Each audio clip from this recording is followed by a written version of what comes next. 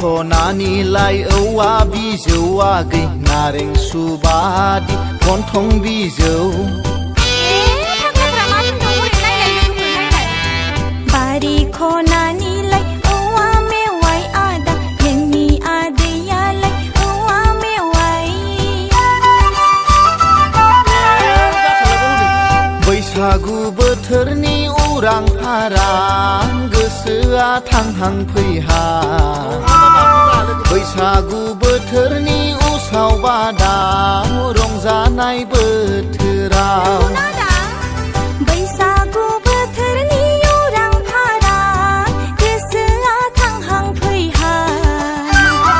बैसागु बोथोरनि उसाव बादाव रंजानाय बोथोराव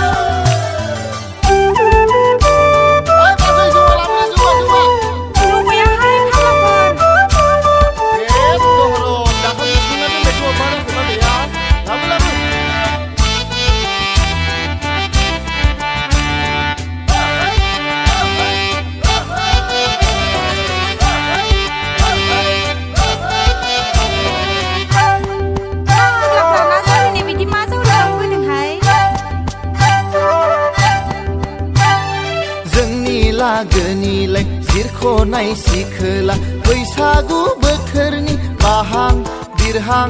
रंजालि मोसाखावरि नङाहाय मा जोंनि लागोनिलाय जहला सेंग्रा बैसागु बोथोरनि बारहां बिरहां रंजाग्रा आदा खावरि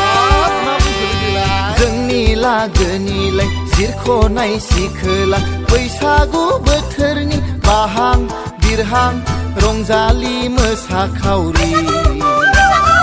जोंनि लागोनिलाय जहला सेंग्रा बैसागु बोथोरनि बारहां बिरहां रंजाग्रा आदा खावरि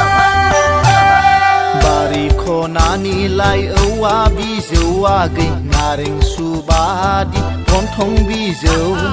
बारि खनानिलाय औवा मेवाइ आदा नोंनि आदैयालाय औवा मेवाइ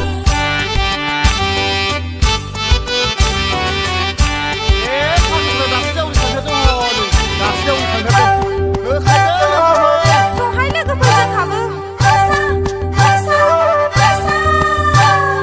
दा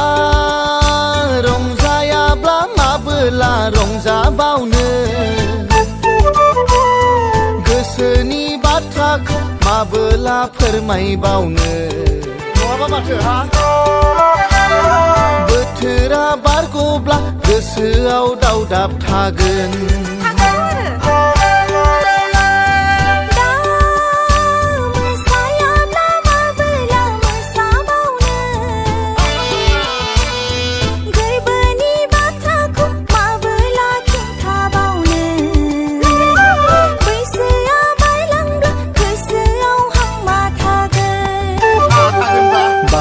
खनानिलाय औवा बिजौआ गै नारें सुबादि गन्थं बिजौ